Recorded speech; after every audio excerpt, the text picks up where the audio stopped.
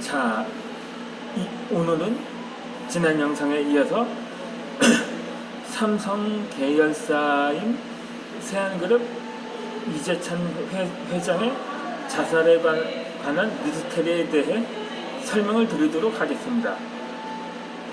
그런데 영상 제목에 삼성과 몰락이라고 했는데 이 자체되면 삼성과 전체가 몰락을 한 거냐고 의아할 수 있기 때문에, 그래서 그 계열사 중에 하나였던 세안그룹에 대해서 설명을 하려는 것입니다. 이 세안은 원래 이 삼성 계열사 중에서도 역사가 짧기 때문에 이 사람들이 많이 기억을 하지 않는 회사이기도 합니다. 원래 그 창업주 이병철 회장의 차남이죠. 이창희 회장이 93년도에 별세를 하면서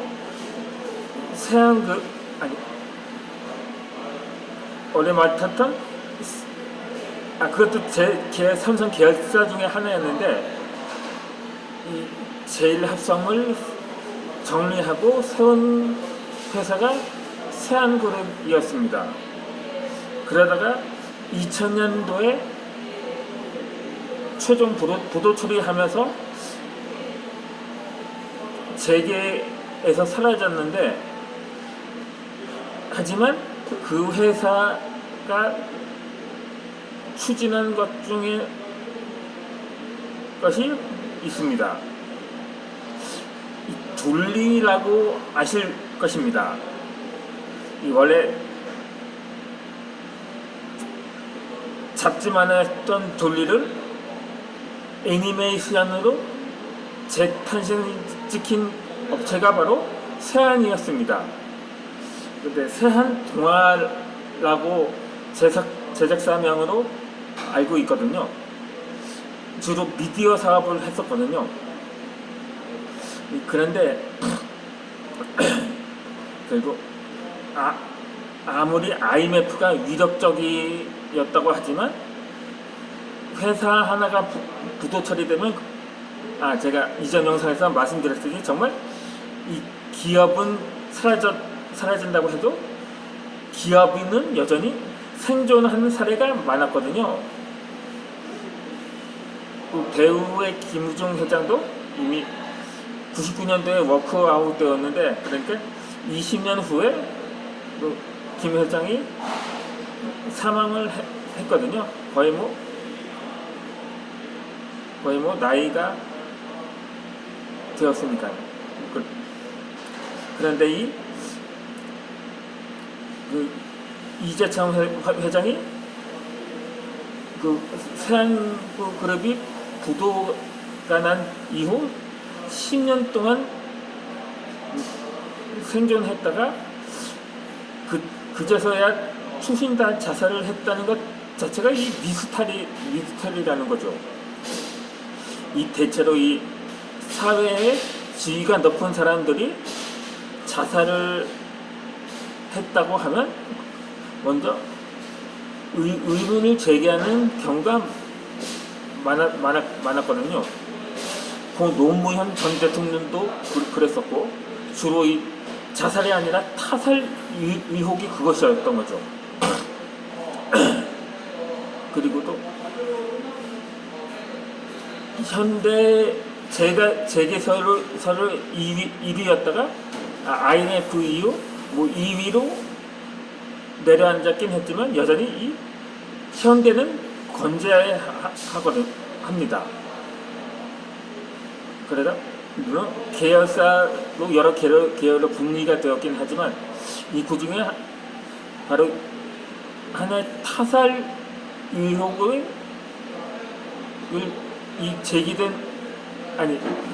제기되었다기보다 이 현대아산의 정몽원 회장이 투신 자살을 했던 때에는 한창 대북 송금 문제로 인한 특검이 한창이었을 때였거든요. 그러다가 현대아산으로 그 혐의로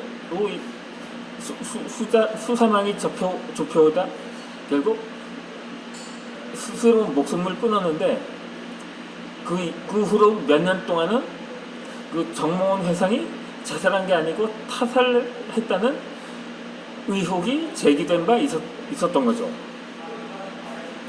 그러니까 물론 이 또한 의문점이 적지 않거든요. 왜냐하면 이 정몽원 회장이 한창 대북 송금 특검에 관련해서 이에 대해서 해명을 했다고 합니다. 그래도 여의치가 않자 대국민 사과를 준비 중이었다고 했었거든요. 그런데 뜬금없이 자살을 했다는 점이 의혹으로 남아 있었던 거죠. 마찬가지로 이 세안그룹의 이재찬 회장이 자살한 것에 대해서도 의혹이 적지 않기 때문입니다. 정말 물론 자살이 아니고 그것은 타살에 무게를 두기보다는 다른 사인이 아니었을까 하는 추측이 들기 때문이기도 합니다. 그러니까 생활고로 자살을 한 것이 아니라 다른 이유가 있었던 거죠. 다른 이유가 있었던 게 아닌가 하는 생각이 드는 거죠. 그는 정녕 이 세안그룹이 부도 처리된 게 2000년도였거든요. 그런데 그것이 정작 당사자는 10년 이상 그럭저럭 버텼다고 볼 수가 있거든요. 그래서 한 10년이면 나름대로 새 출발을 했거나 다시 시작했을 텐데, 아니면은 부도가 난 초기 그야말로 그 가정이 풍비박산이 나긴 했었던 거죠. 이 사명자가 모두 이혼당하고 그러다 보니까는 물론 사죄를 출연해서 부도를 막아보라고 했지만 그것도 여의치 않자 집을 축소해 갔다고 했는데, 그것도 당시 자살한 그 장소가 바로 자신의 아파트였다고 합니다. 그런데 그 아파트가 한 33평짜리였다고 하더라고요. 지금 제가 현재 살고 있는 아파트가 22평짜리인데 저도 여태까지 그럼에도 살아가고 있는데, 그래도 비록 축소해서 갔다고 하지만 정말 생활고가 심했나 하는 의구심이 들 수밖에 없는 부분이 그것인 거죠. 물론 부검결과 뼈만 앙상한 상태였고 또 위장과 식도가 본관이 안 갈 만큼 완전히 야위였다고 해도 정말 굶주림을 비관해서 자살한 거라고는 단정 지을 수가 없는 것은 이상하리라 만큼이나 그 삼성 일가는 지병을 갖고 있었다고 합니다. 이 창업주인 이병철 회장이 폐암으로 사망을 하고 또 장남인 이명희 회장도 폐암이라고 하더라고요.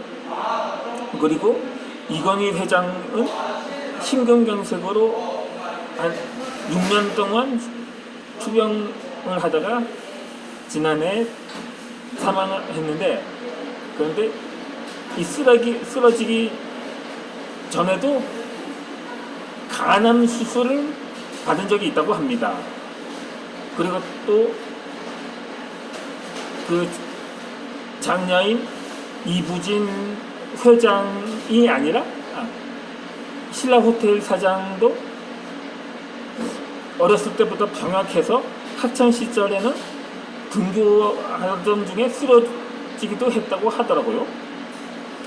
또 이명희 회장의 아들인 CJ그룹 이재현 회장도 암은 아니지만 일종의 희귀병 같은 게 있다고 하더라고요. 또 그러니까 그 자살한 이재찬 회장의 부친인 이창희 회장도 흔히 백혈병으로 불리는 혈액암으로 사망을 했다는 점에서 혹시 이것도 유전이거나 그런 것이 아닌가 하는 생각도 드는 것입니다. 그렇다면 혹시 그래서 굶주림으로 죽은 게 아니라 혹시 신병을 비관한 것이 아닌가 하는 추측이 들기도 하고요. 그러니까 정말 굶주린 사람처럼 뼈만 앙상하게 되는 그런 병이 있다고 합니다. 그러다 보니까 음식을 잘 먹지 못하는 병이기도 하죠. 그래서 아닌데 저는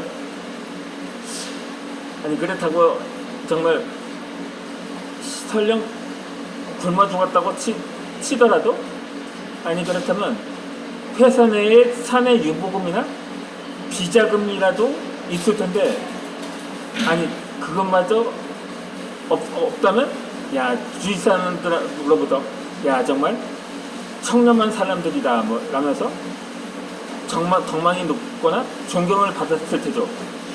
그렇다면 복지단체라든가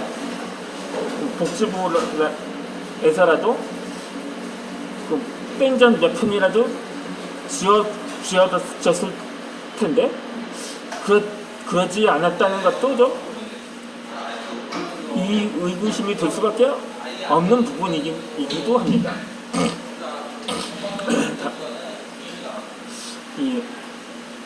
그래서인지 말인데 정말 이게 사실이 아니라면 하면 바람입니다.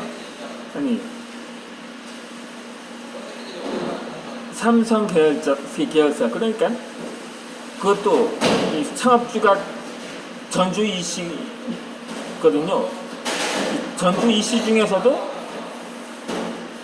태종대왕의 처인 원경왕후의 후손이라고 합니다. 이 원래 해종 갑족이라고 신라 시대부터 이어온 귀족 가문이었는데 당시 고려 말 홍방에 의해서 해종 갑족이 전멸되다시피 했지만 그 민씨 일가는 당시 이 조선의 건국 세력인 이방원과 혼인을 해서 화를 면할 수가 있었거든요. 그 정도가 아니라 신라 귀족에서 조선의 왕족으로 한 단계 더 업그레이드 했다고 볼 수가 있는 거죠. 그런데 그러다 보니까는 이어서는 글쓰기 강의를 이어서 올리도록 하겠습니다.